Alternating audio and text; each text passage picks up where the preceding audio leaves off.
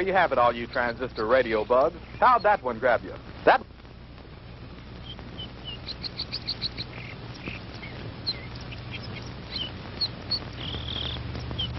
Howie, for heaven's sake, it's almost dark.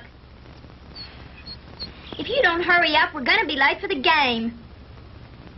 Margie, have you ever tried to fix a fuel pump to a rock and roll beat? Well, I'm sorry it made you nervous. I just thought it was a good chance to get in some practice. It's okay. Forget it. Nothing I can do anyway. At least not way out here. Well, I wish you hadn't taken this crazy nowhere shortcut. Boy, this is like Lossville. I know. I goofed. And I've got to get some help if we're going to get there in time for the kickoff. Hey, didn't we pass a farmhouse about a mile or two back down the road? Yeah, that's right. Back around the curve. Come on, we'll be shorter through those woods.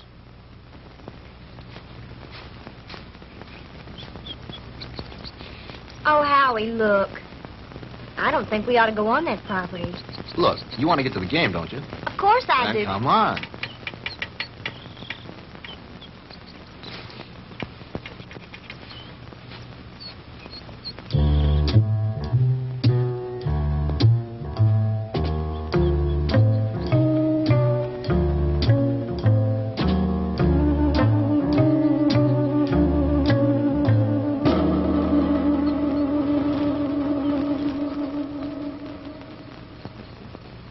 It's cold.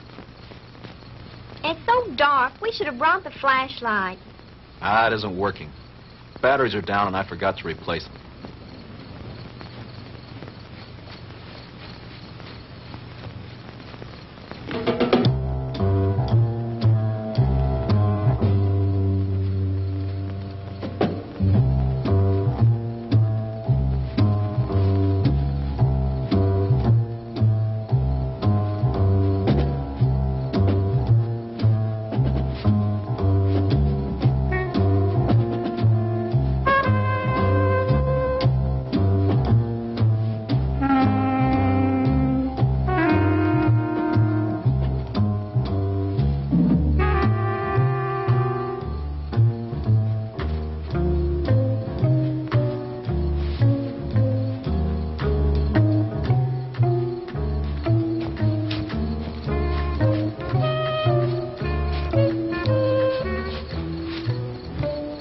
Like we've been walking for hours. Well, it can't be much further now. Hey, there's a light.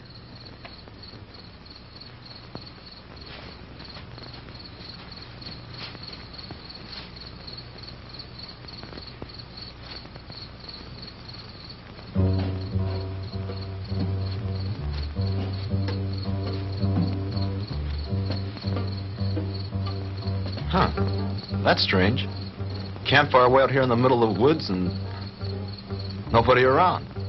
Kind of creepy, isn't it? Yeah. Hold it right there, both of them. Hey, Dad, what are you made up for? I mean, what's the bit? Hey, now, don't point that thing at us. It could go off. Come on now, who are you guys? What kind of a joke is this? I mean, out here in the middle of... Joke, boy? You think this is a joke? Howie, I'm frightened. Look at him. It's got to be some kind of a gag. This can't be for real. Howie, what's it all about? I don't know. Honey, do as I tell you.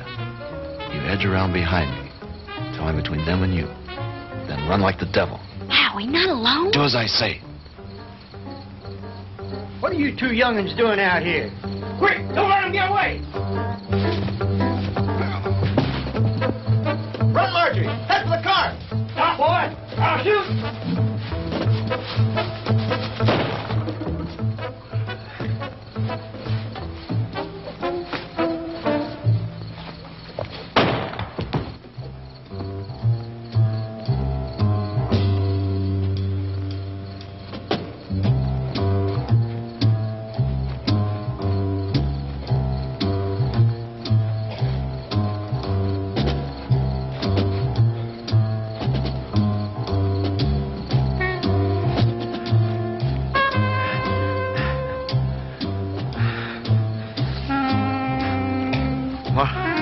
Margie?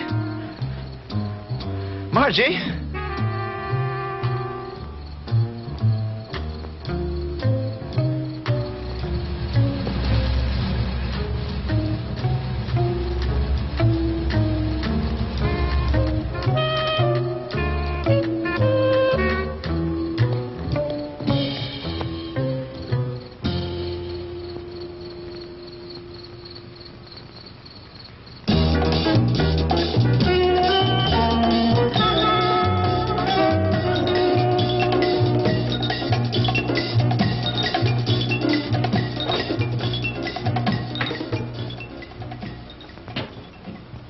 Oh, hello, Jim. What do you need?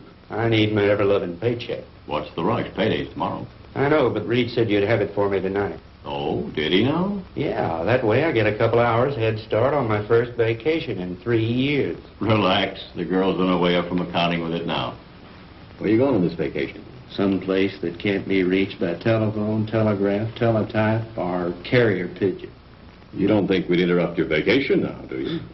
Why not? You guys did it for the last 2 years. Jim, nice story you turned in. Well written. Had a lot of fun. When he talks like that, he wants something. As a matter of fact, there's one little favor I'd like to ask you to do before you leave. Uh-oh. Here it comes. As a matter of fact, here it is. The accounting department is certainly coming up with much more interesting figures lately. See you guys. Oh, come on, Jim. Well, this will just take a few minutes. Not much out of your way. All you have to do is get a few details and phone them in from there. From where? Carver Street Hospital. Murphy called in from police headquarters, and some college kid was brought in with a gunshot wound. Here's his name. Why doesn't Murphy cover it? He's on police tonight. He's busy on the cat burglar story. Who shot the kid? That's what I want you to find out. May not be anything in it, but you never can tell. Okay, I'll do it. But afterwards, I'm leaving for my vacation. Definitely, irrevocably, and finally. Do you read me, Great White Fathers? Only too clear. Have a good time. I intend to.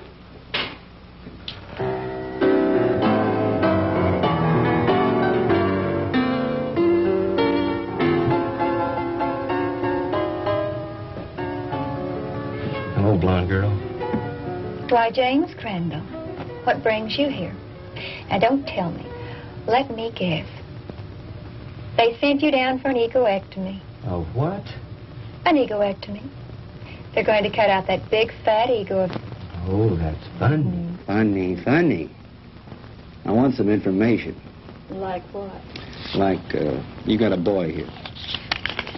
Howard Ellison, college kid. In some kind of shooting scrape. That's the kid they brought in this evening. But I don't think he's having visitors. Well, could I speak to his M.D.? Mm-hmm. That would be Dr. Wilson Blake. Ah, yes. Blake of the Rusty Scalpel. Oh, you know him? I should. He broke into me once and stole an appendix. Oh, funny. That's funny. He's in his office. I know where he is. Dig you later, English. Yes, that's all right with me, Dr. Thornton. 10:30 will be fine. Yes, I think the whole administrative staff should be there. Fine. See you in the morning, Doctor. Goodbye. Come in. Jim Crandall. Hello, Will. How are you? Hey, number one, how about yourself? No complaints? Can you spare a few minutes? Sure I can. Are you on duty? No, not really. I'm officially on vacation.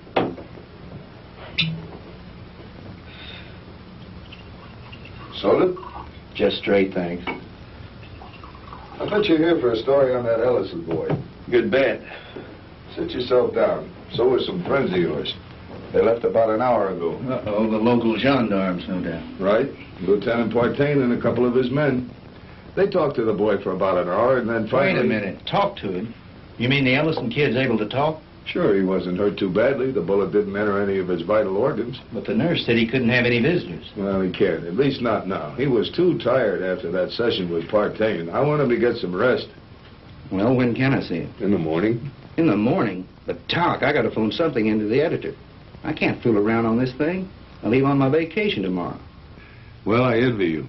We're so short-staffed here at the hospital, there's no telling when I'll be able to take a vacation. What did the kid say when he talked? He told a real weird story. The police have a transcript of it. I'd rather hear it from you if you don't mind. I don't think I should repeat it. I imagine the lieutenant would rather tell you himself. Ah, come off it, Doc. You know Partaine's not going to give me anything till he's good and ready. All right. All I can do is repeat what the boy said. But I'll warn you, you won't believe it. Suppose you try me. Well, this Ellison kid is a student at the university, a cheerleader, an honor student, an all-around popular kid. Early this afternoon, he and this co-ed... Co-ed? You mean there was a girl with him? Yes, one of the majorettes from the band, a girl named Margaret DeMar. DeMar? Couldn't be related to Sandy DeMar, the nightclub thrush. As a matter of fact, yes, her sister. Well, that adds a dash of color. What about the girl? I'm getting to that. Now, do you want to hear this story or not? Okay, go ahead. Well, early this afternoon, they left the university on their way downstate to that night game against Southern Tech. They had permission to drive down instead of going on the bus with the other students. They were running short of time, so they took a shortcut on one of those farm roads. Ellison's car started acting up and finally quit on them. They had to have help, so they started walking, trying to make it to a farmhouse. I said, hold it right there. Hey, Dad, what are you made up for? What are you two young'uns doing out here? Quick, don't let him get away! Run, Marjorie! Head for the car! Stop, boy! I'll shoot! He started running, and that's when he got shot. He got up and he kept on running. He made it back to the car. He looked around for the girl, and she wasn't there. After that, he blacked out. A passing motorist picked him up and brought him in, and that's the story the way he told it. You sure weren't kidding when you called it weird. I've heard some screwy ones in my time, but this one takes the prize. Yeah, that was exactly my reaction, at first. What do you mean, at first? Well, sometimes I'm forced to alter my opinion by certain evidence. I don't know if you're aware of it, Jim, but my hobby is American military history. I collect historical military objects like some men collect stamps. Like this item that was brought in by a patient a couple of months ago. You know what that is? Well, it looks like some kind of rifle slug. Mm-hmm. I have a cigar box full of those at home. My brother and I used to find those in the woods and dig them out of trees when we were kids, back in Georgia 30 years ago. It was one just like the one you're holding now that I took out of young Ellison's body and gave to the police this evening. And if you ask me, they're going to have to dig a long way back in their ballistics file to find anything that matches that. Yeah? Yeah. You see, that's a mini ball. The kind of a bullet they used during the Civil War.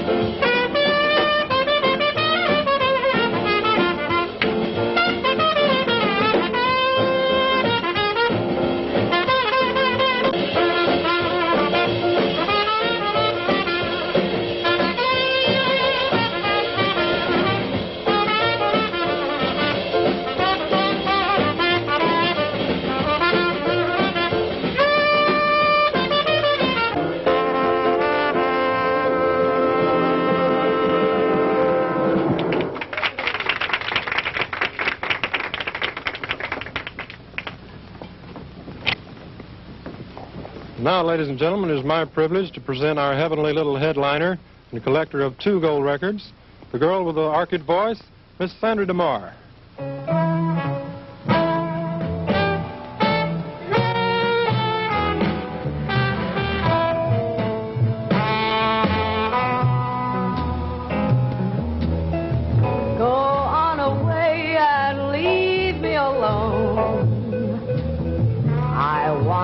By myself when I cry, and there's gonna be some crying, 'cause I just told my baby goodbye.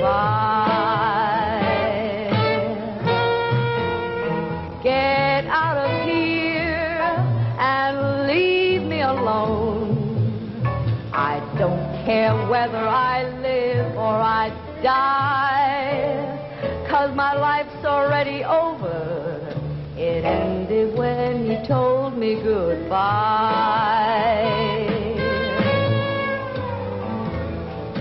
Why is it everything happens to me and my dreams all explode in my face?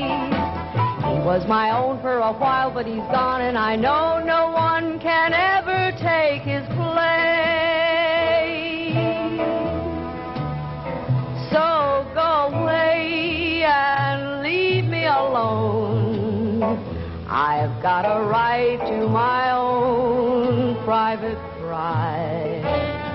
Coming down with the sorrows, 'cause I just told my baby goodbye.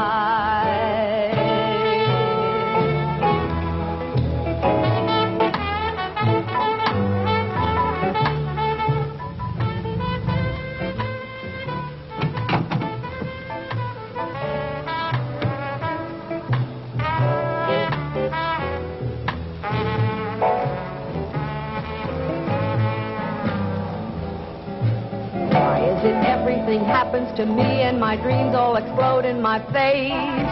He was my own for a while, but he's gone, and I know no one. Evening, Ramon. Is this visit official? Oh, there's nothing to worry about. We'd like to talk to Miss DeMar when she's through singing. Would you give her something while you're waiting? Thank you, no, we're on duty. Leave me alone. I've got a right to my own private cry. I'm coming down with the sorrows, 'cause I just told my baby goodbye.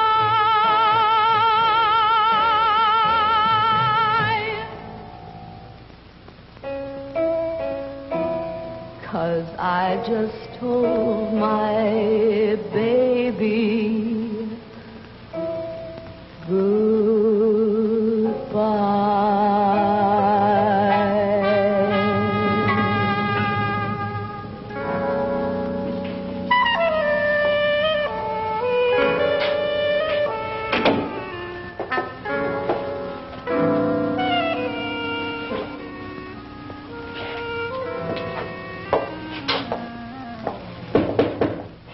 Yes.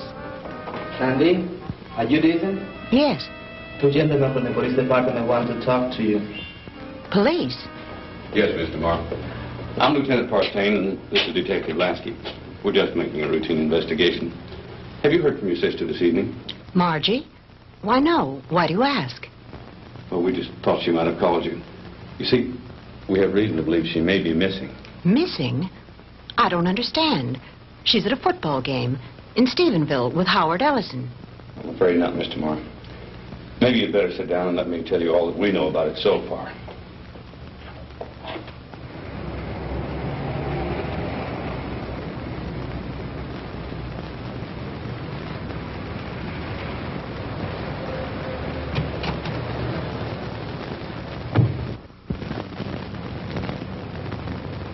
Well, Lieutenant Partain, is it a raid or a payoff? Lasky, we got the Walter Winchell of the Boondocks again. You been talking to the DeMar girl? So you know about it already? Yeah, but not enough. Can you fill me in? At this point, you probably know just about as much about it as we do. Why don't you stop by the office in the morning when we have more time to work on it? Oh, come on, Fred. Can't you give me something tonight? I start my vacation tomorrow. Good fishing.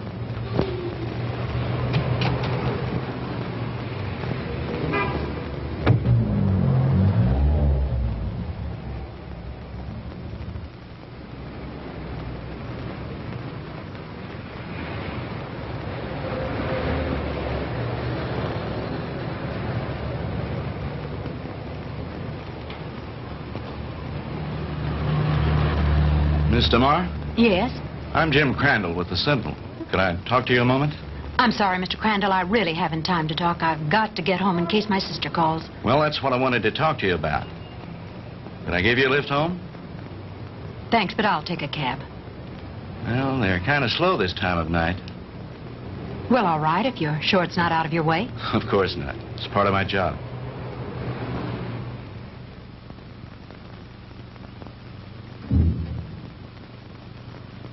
What's the matter? Mr. Crandall, I'm too upset to go home. You know my sister's missing. Yes, Do you know where it happened? just about. Would you drive me there?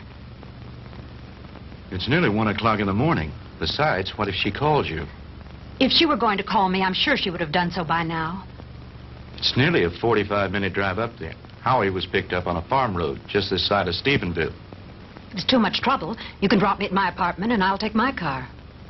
You're pretty determined to go, aren't If you? my sister's in trouble, I've got to be near her. Hop in. I need to go up there myself.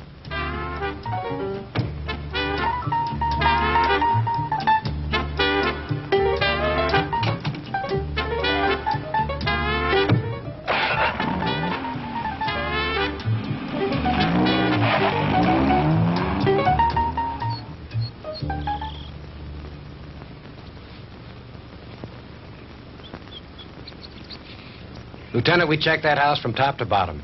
Nothing there. Okay, Lasky. As soon as the boys are through, have them go in and get some rest. We've done everything we can do here. Maybe the sheriff and his bloodhounds will turn something up. Right.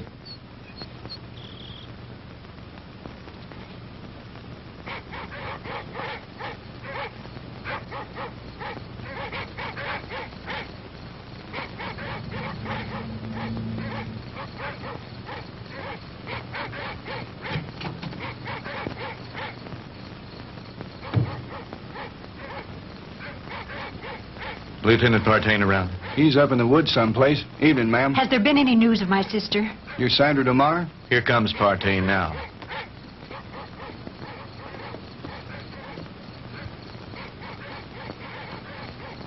Lieutenant, have you found her yet?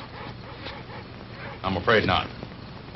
Crandall, what'd you bring her out here for anyway? I made him bring me, Lieutenant. Can you tell me anything about Margie? No, ma'am, I think you both made a trip out here for nothing. Why don't you go home and get some sleep? He's right, Sandy. You should do as he said. Jim, somewhere out there in that horrible blackness, it's my sister. Those dreadful dogs. They sound so terribly ominous. Oh, Jim.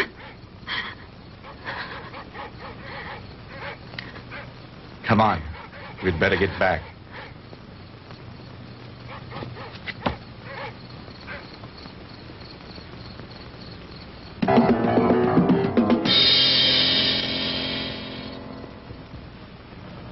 No, I'm going to check all the antique gun shops this morning, as soon as they open.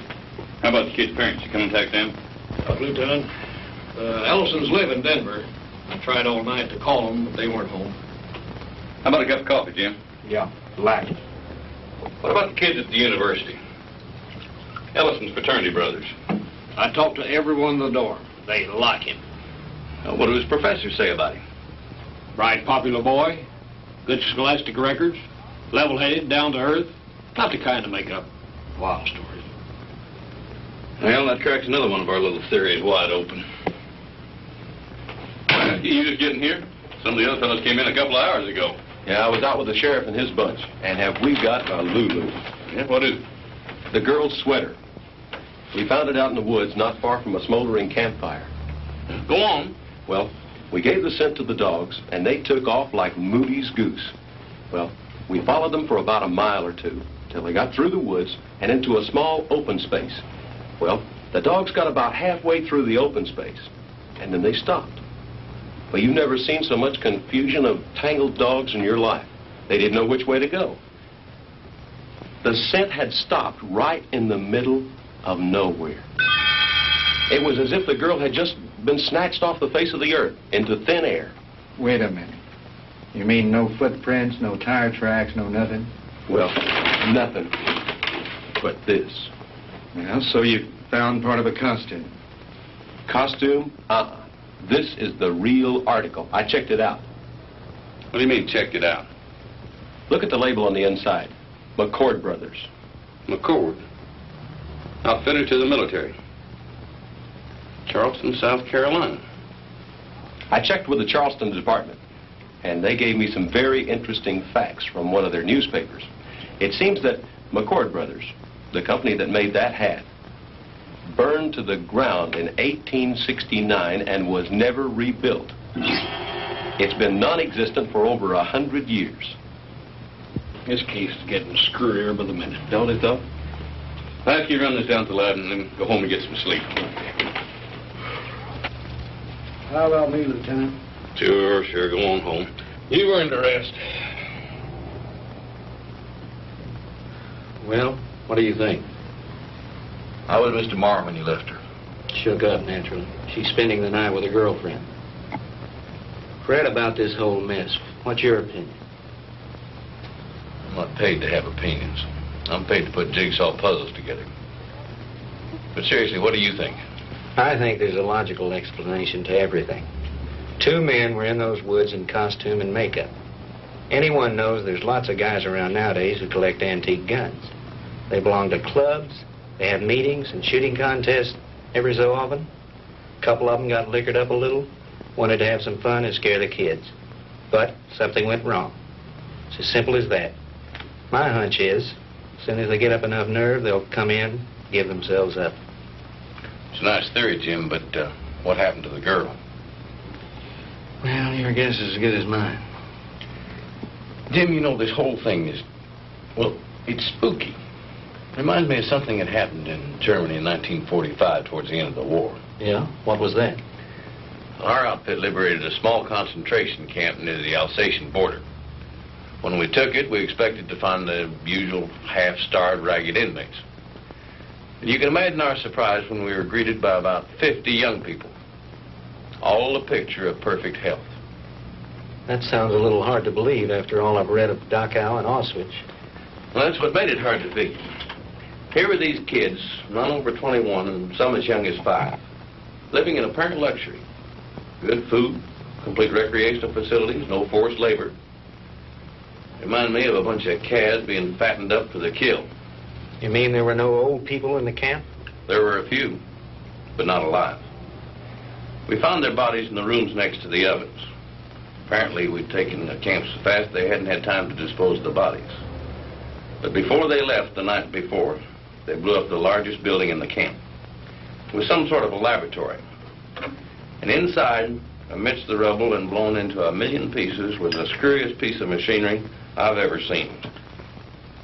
Some sort of a crazy electronic apparatus. And half buried underneath it amidst the rubble, still strapped to a table, was an old man. Just barely alive. Our medics tried to save him, but they couldn't. Now, here's the weird thing. This is the part we could never understand. In trying to identify him, we checked the camp records with the prison number tattooed on his arm. According to those records, that old man should have been an 18-year-old boy. What about the other bodies? Same thing. Their numbers indicated they all should have been kids. What type of experiments were they conducting there? We never found out. Even the young inmates weren't aware of why they were there. They never found the commandant of that camp to bring him to trial with the rest of the Nazi brass. His name was Ernst von Hauser. Did you ever hear of him? He was a German physicist, a contemporary of Einstein's. I don't follow you. You mean you think there might be some connection between all that and what happened here last night? I'm not saying that, no. But just suppose, for the sake of argument, the Ellison kid did see two men out of the past of 100 years ago. That would mean somebody around here is tampering with time. Somebody was also tampering with time in that concentration camp. Now, wait a minute. Let me get this straight.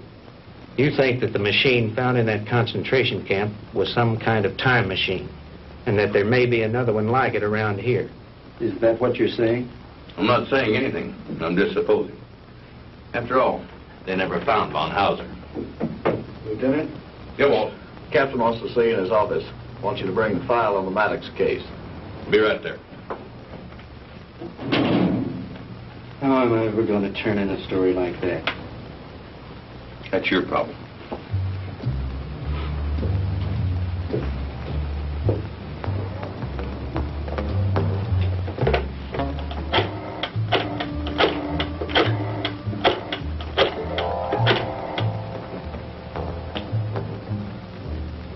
Hello? Give me the city desk.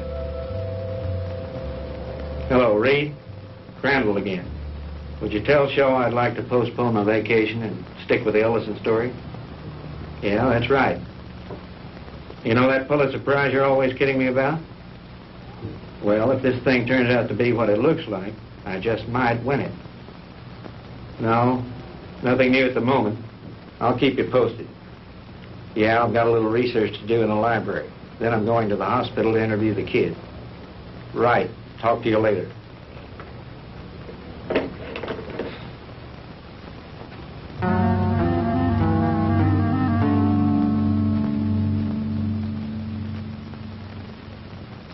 All right, Howie, you can go on with your story.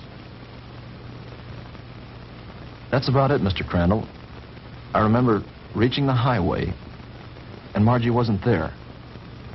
And then I blacked out, and the next thing I knew, I was here at the hospital. And you really don't think, Howie, that those guys were just a couple of cooks in Civil War costumes? Mr. Crandall, I don't know how to explain it, but I got the distinct feeling that these guys were for real. I mean, like something straight out of Gone with the Wind. Howie, what's your idea of what happened to Margie? Do you think these two guys grabbed her? I don't know, Mr. Crandall. I don't know. That's what's bugging me out of my skull. Nurse, is Mr. Ellison awake? Yes, he is. He has another visitor, but you can go on in. Thank you.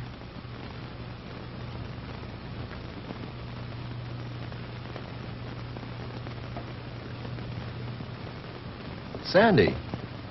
Hello, Howie. How are you? Hello, Jim. Good morning. Have you heard anything from Margie? Not yet. I brought you some flowers. Thank you, Sandy. I'm sorry about all this. I mean... It's all right, Howie. Now, don't you worry. Whatever happens, I know it wasn't your fault. Jim, have the police found out anything yet? No new developments. I'm going up there in a little while and have a look around myself.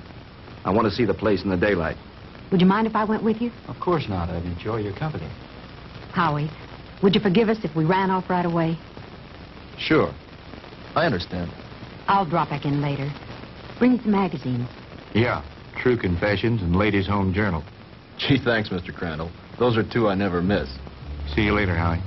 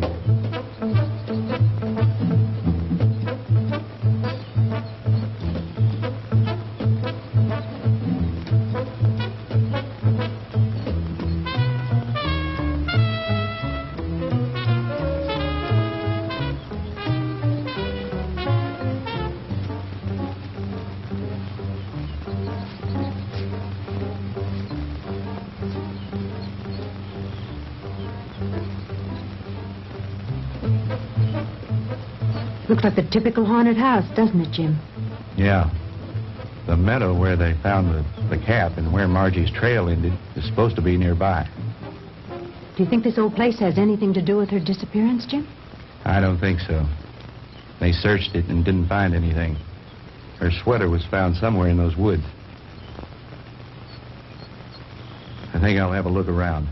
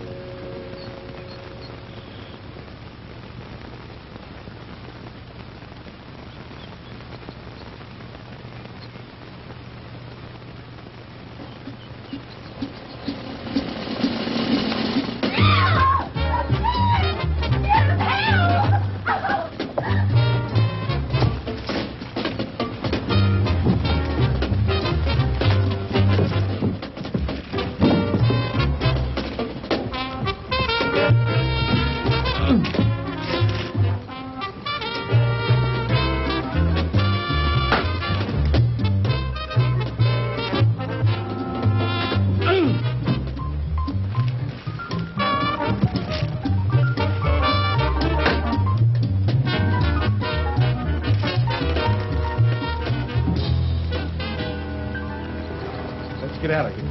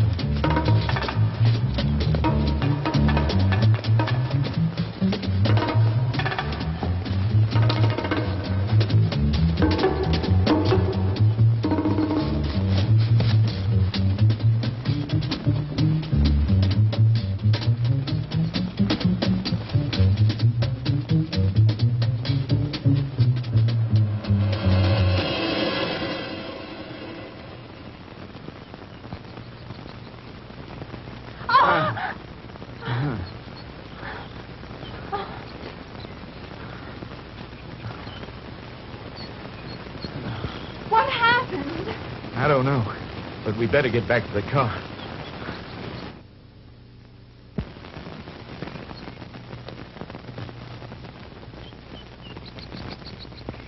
Jim! Oh, the car! It's gone!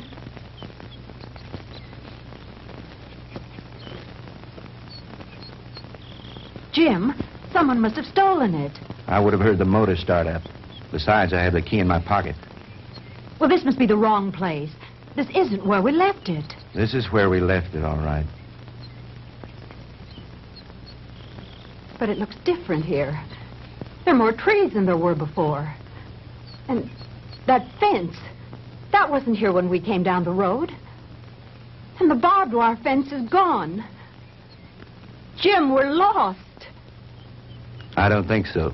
At least, not the way you mean. Jim, I'm frightened. It's all right. Let me think a minute. This road was paved, and now it's dirt. And there isn't a telephone pole in sight. I know. Jim, what is it? What's happening? I don't understand it. Where's the car? Where are we now? Jim, I know you know what's happening to us, and you won't tell me. And why not? What's going on? Fantastic. Incredible. I never really believed it. Tell me what's happening. Sandy. What's going on? What dreadful thing Sandy. is happening? Tell me. It'll be all right. Everything's going to work out. But we have to keep our heads. I believe our best bet is to follow this road and see where it leads. Come on.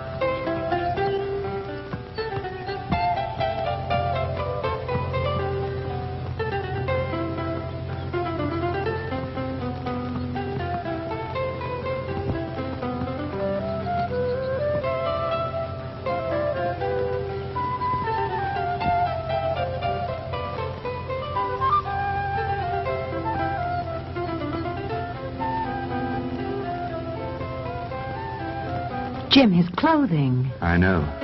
Ours are just as strange to him, especially your short skirt. Friend, what year is this? Where are we? Witchcraft! Witchcraft! Ha!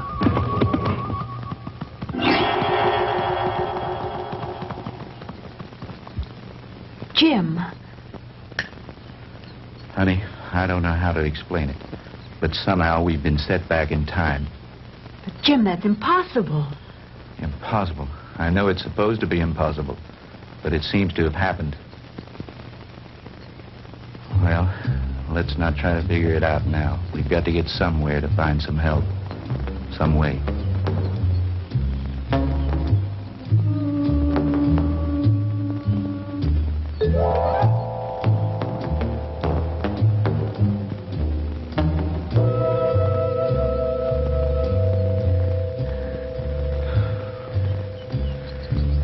Jim, I'm sorry, but I don't think I can go any farther.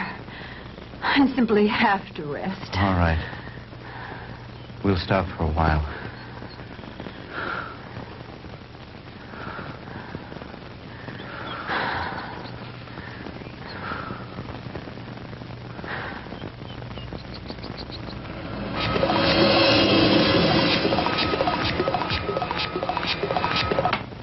Welcome, my friends, to my little workshop. Do not be alarmed or cause unnecessary commotion. You are in no danger. At least, not for the moment. Won't you please step out?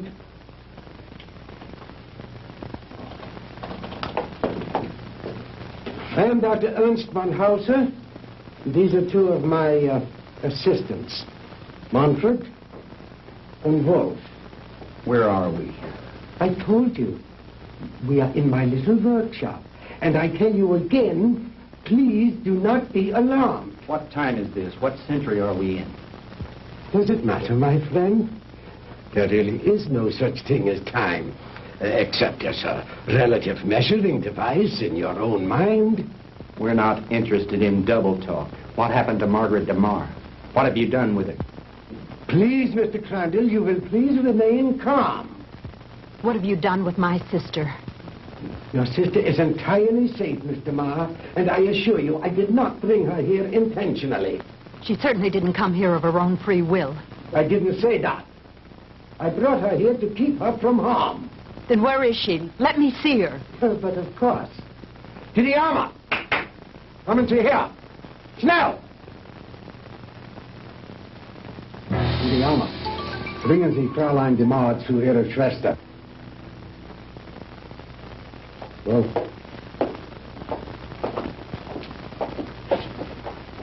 no need for alarm, Mr. Crandall. She'll be all right. She'll be able to freshen up. We will even furnish her a change of clothing.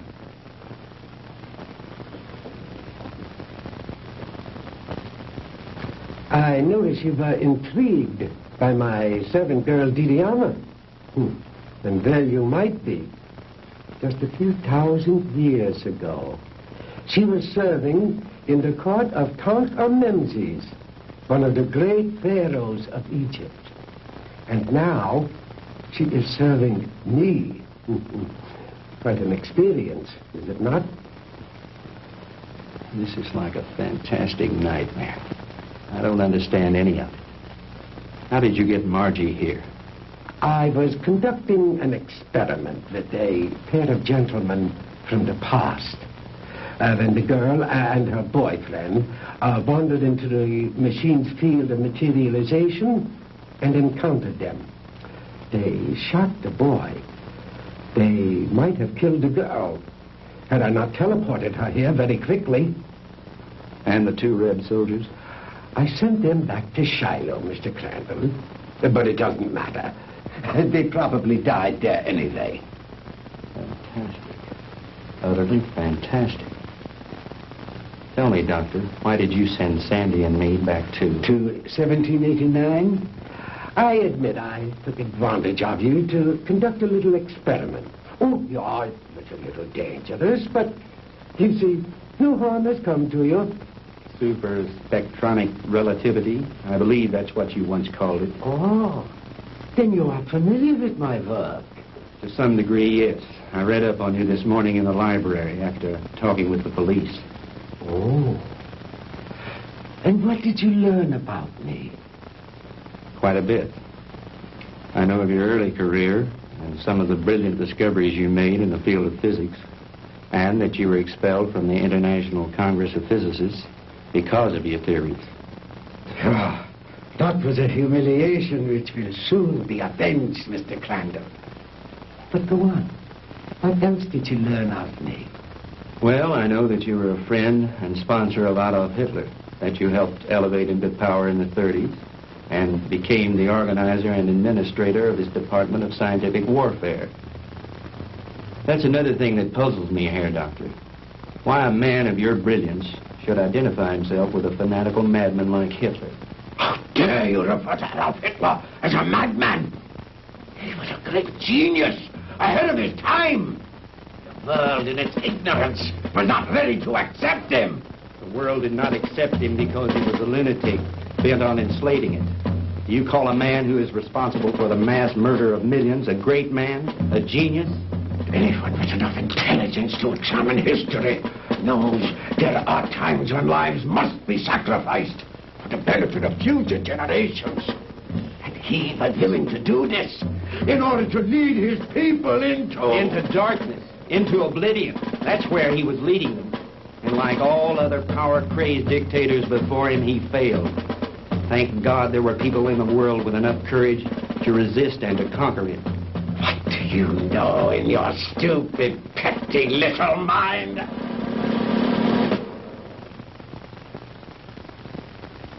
You will forgive me, Mr. Crandall, for my outburst of temper.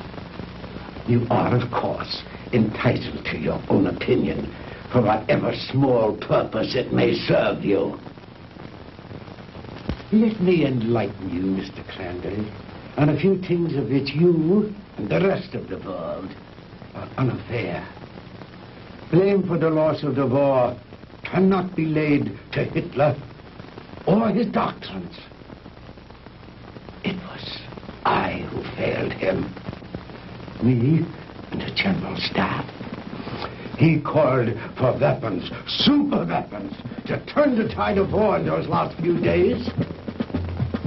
Because of my inability to deliver those machines soon enough, we were defeated. It might interest you to know that during those last few months of the war, we had almost perfected weapons so far in advance of anything that had gone before them as to make modern warfare in all its forms completely obsolete. Oh, if we had only had time for further experiments. I know of some of your experiments, like the ones carried out in a certain concentration camp. Oh, then you know about the aging machine. Yeah, they had almost perfected that one when the war ended. Oh, but that machine was one of the more primitive devices. like the jets and the rockets that we used so briefly. We were in the final stages, Mr. Crandall, of perfecting weapons that were truly astounding and against which you would have had no defense. A cannon that killed with sound waves, yet was completely silent. A giant generator gun that could electrocute whole armies in the field.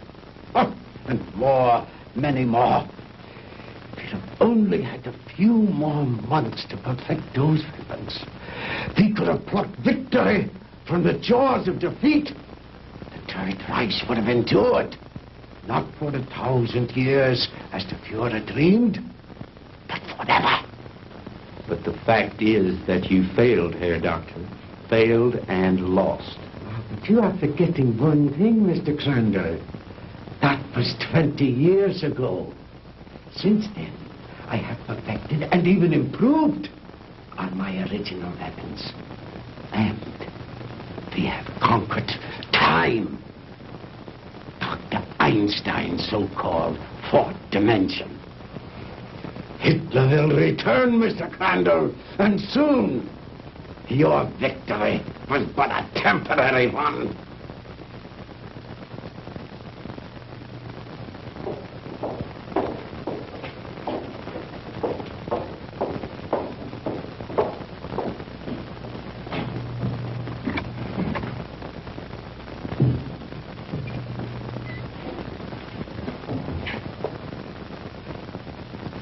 Margie, baby! Sandy!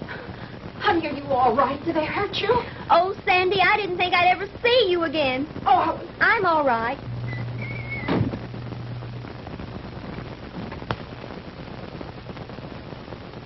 let us out of here.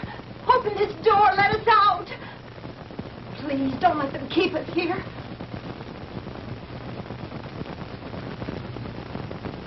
I have my own underground atomic power supply. Here are the master controls, and here are the selectors.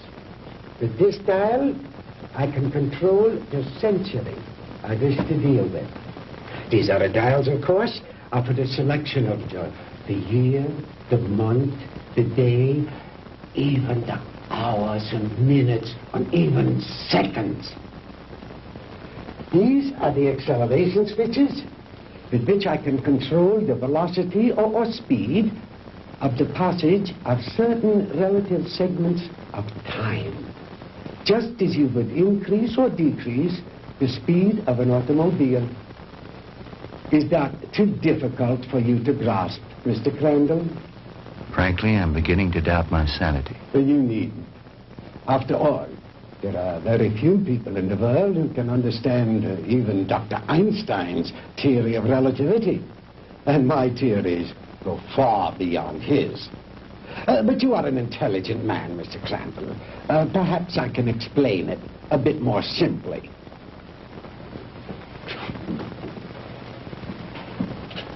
We will let this line represent the world. With a line here to represent the equator, and a mark here and a mark here for the north and south poles.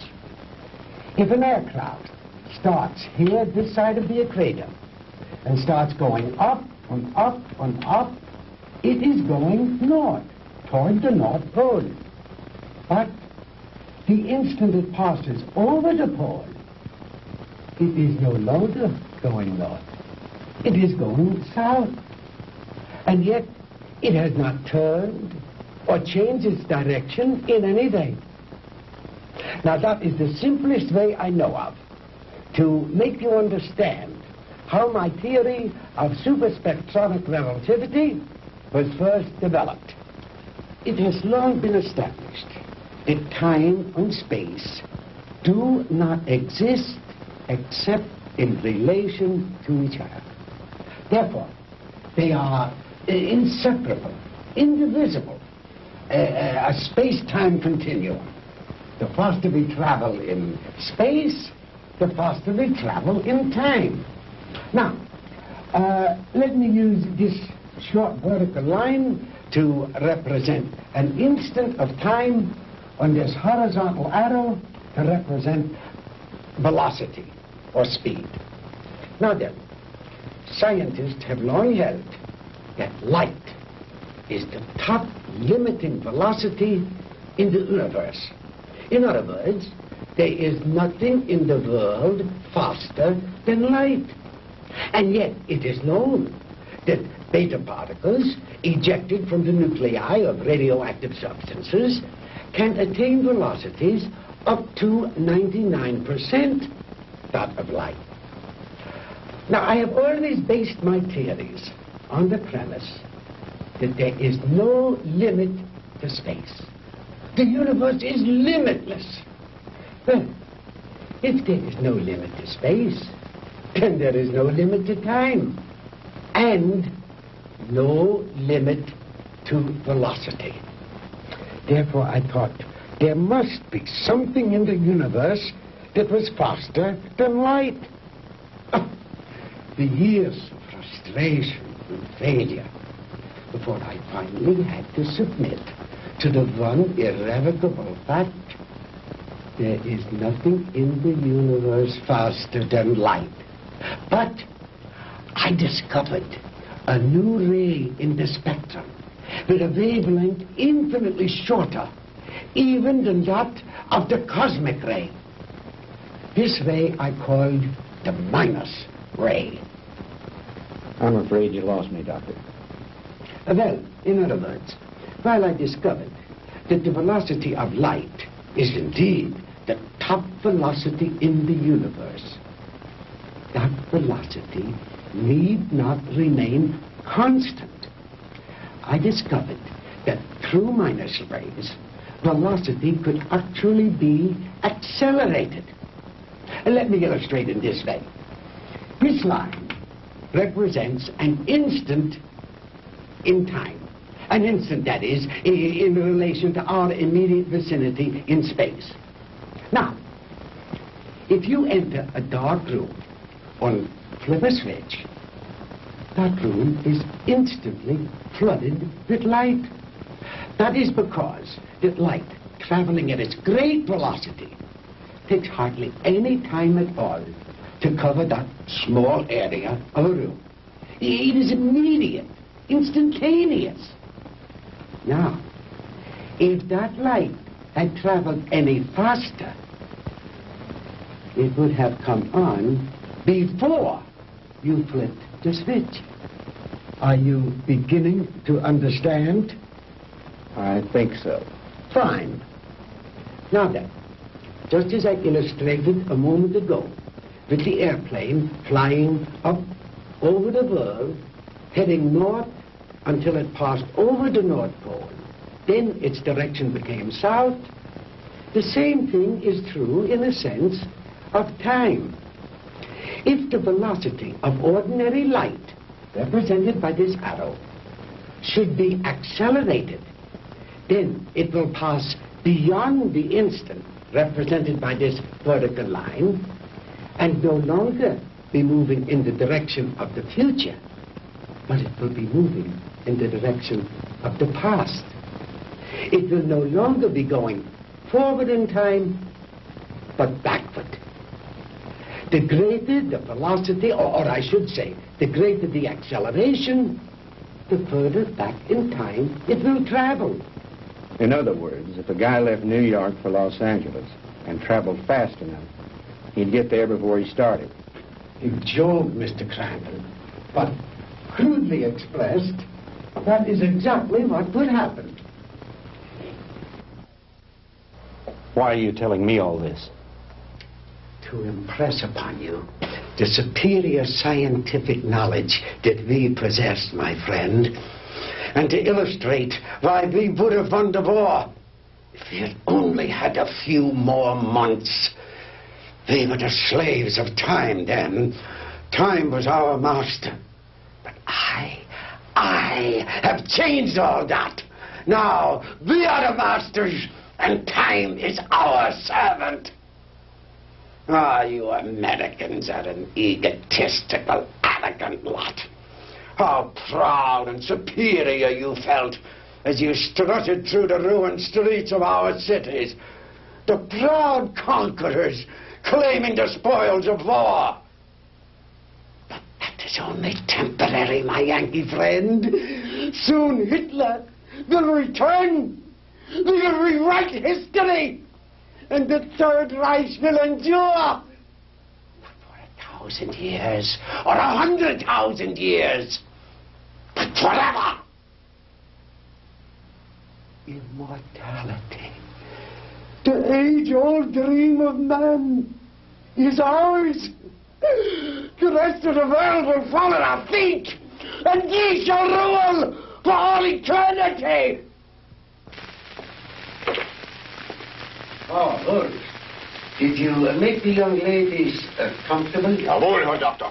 And Manfred, did you see that Mr. Marr had a change of clothes? Jawohl. Good. The lecture is over, Mr. Crandall, and you look tired. If you will follow Manfred and Wolf, they will show you to your quarters. We weren't planning on staying. We want out of here now. I'm afraid that is impossible, Mr. Crandall. I must insist that you accept my hospitality. Now, wait a minute. Get your hands off me. Wait, you. Hornhauser, you can't get away with this.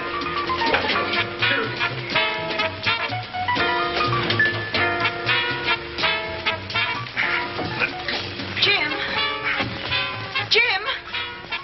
Sandy, are you all right? Oh, yes, we're all right, but why are they locking us up? What are they going to do with us? Nothing if I have anything to do with it. Oh, don't hurt him! Oh, don't hurt him!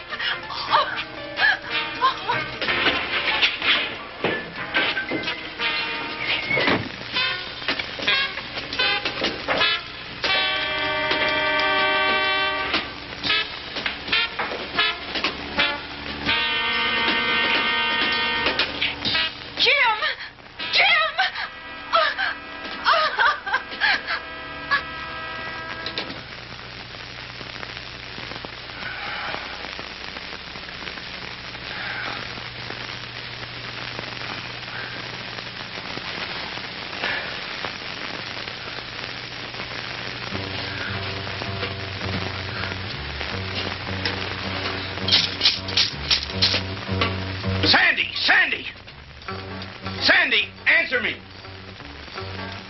We're here, Jim. We're all right. How about you?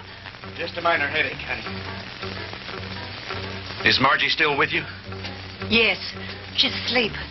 Jim, I'm scared. What do you think von Hauser intends to do with us? I don't know. But I do know one thing. I've got to figure a way out of here. Sandy, honey, I'm sorry about everything. I shouldn't have brought you with me this morning. It wasn't your fault. I asked to come along. After all we've been through, you must be beat. Have you had any sleep? No, I was worried about you. Well, try to get some rest while I do some thinking. Okay. As soon as Margie wakes up, I will.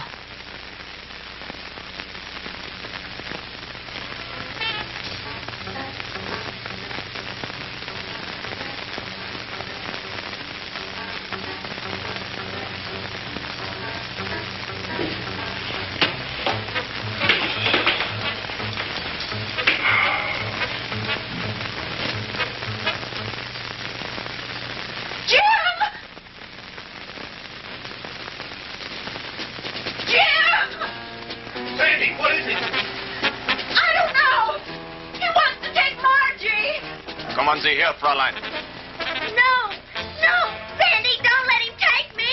Kommen Sie her. No, Sandy. No, leave her alone. Take your hands off her. Don't let him take me, Sandy. Don't let him take me. Turn her loose. Oh! Sandy, who is it? What's going on? No. What's going on in there? What's happening?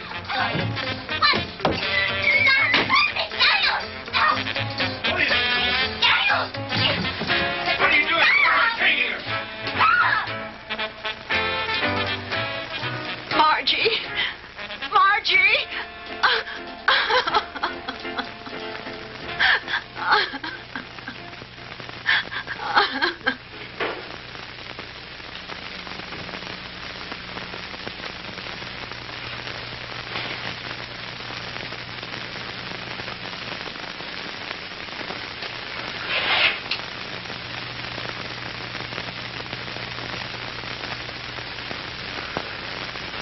So you see, my dear, there was no reason for all that hysteria. You've really nothing to fear.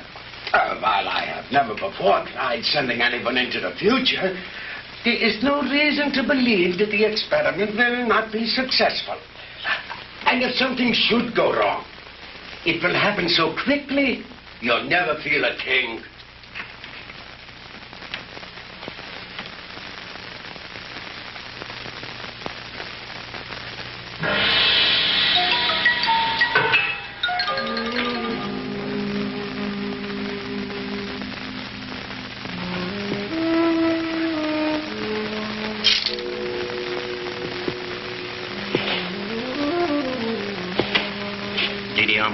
It is time you eat now.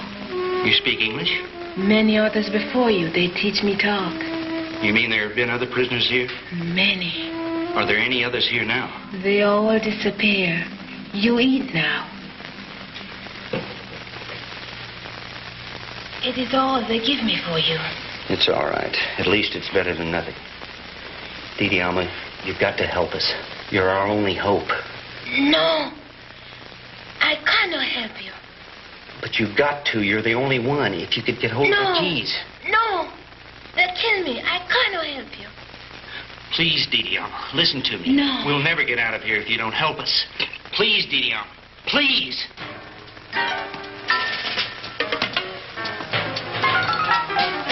I bring you food. You eat. Thank you. Sandy, see if you can persuade her to help us. It may be our only hope. Someone come. I must go now. What's it, los house?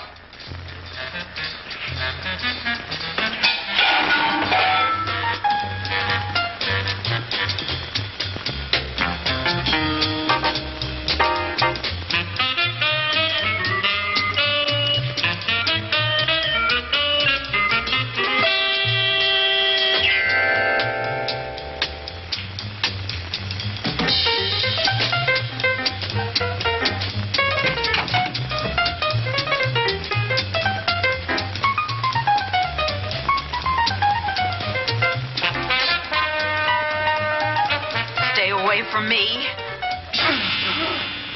Oh!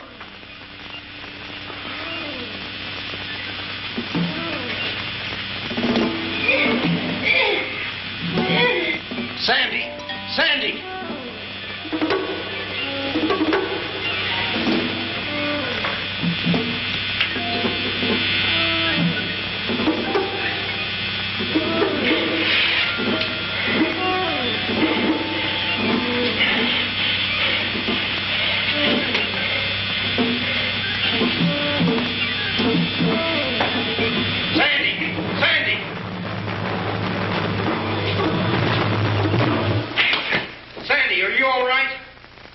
Can you hear me?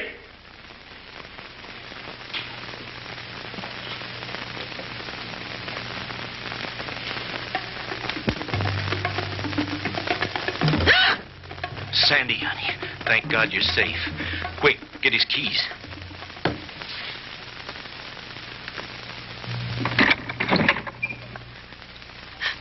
Oh, Jim, it was awful. He strangled her. It's all right, honey. Try to get hold of yourself. We've got to get out of here. I'll be fine.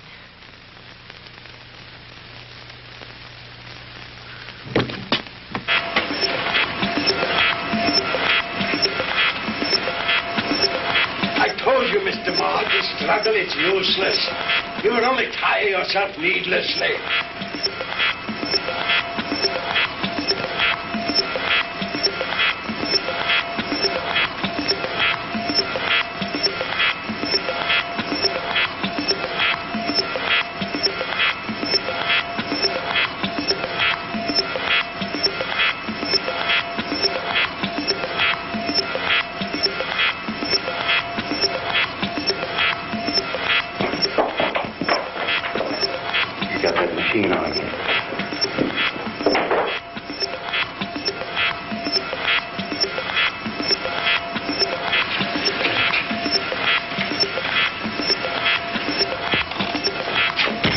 Switch it off, Doctor.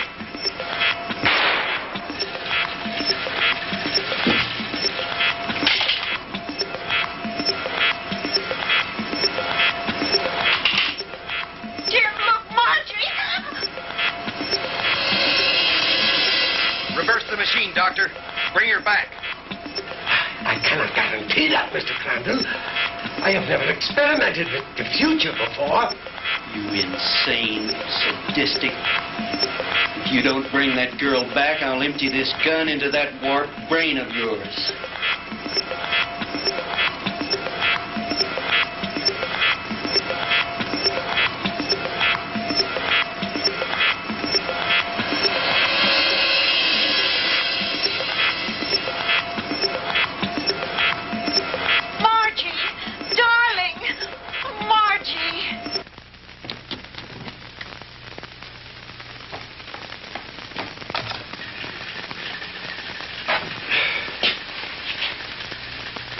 It's too bad, Mr. Crandall, that you are not interested in science. But you Americans are so impractical anyway. Jim, look out!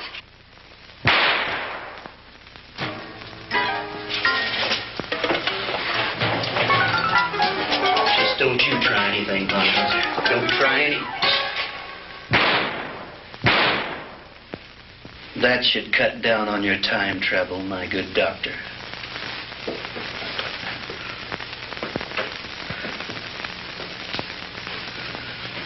How about the attic? You searched that, didn't you? Yes, sir. That's where we found the Nazi soldiers and their radar equipment. Then this house has some connection. Crandall's car was found not too far from here. Von Hauser's headquarters must be around here somewhere.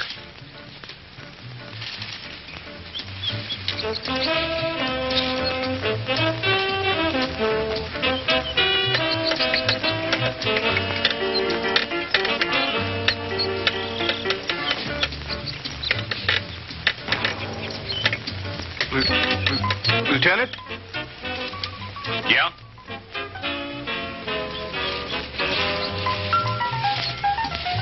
What is it, Finley?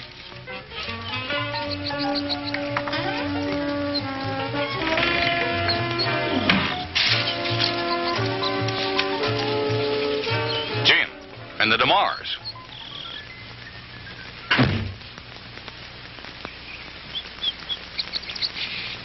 Where in the devil did you three come from? Von Hauser's country place, Fred. We spent a very interesting night there.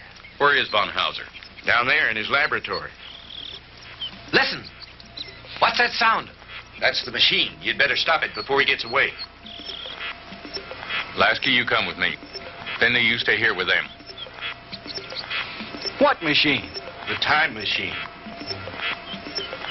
The what machine?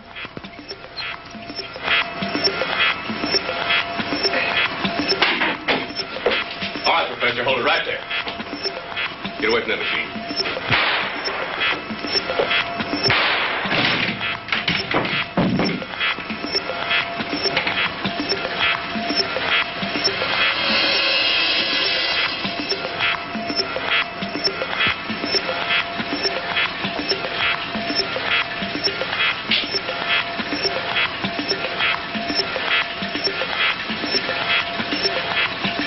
If I hadn't seen it with my own eyes, Lieutenant, I wouldn't believe it. I know. Ask you if you ever tell anyone what I'm about to do, I'll have your job, so help me. Is that clear?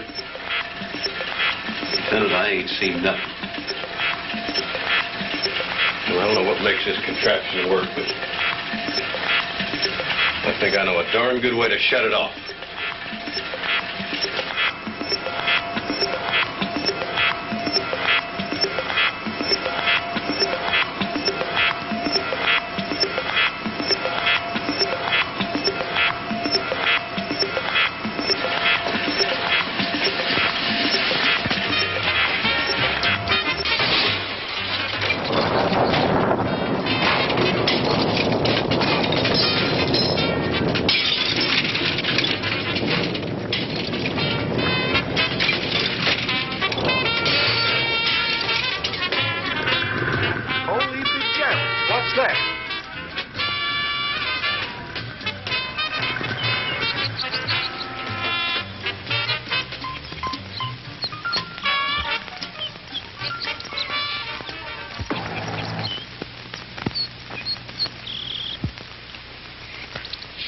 What happened down there, Fred?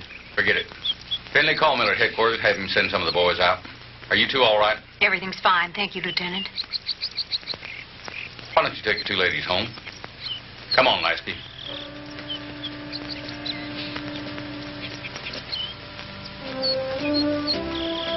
The machine? Mangled beyond repair or recognition. Too bad the big brass didn't get a chance to look it over, isn't it? But why, Fred? You had no right. No right, huh? Listen, the way I figure is like this.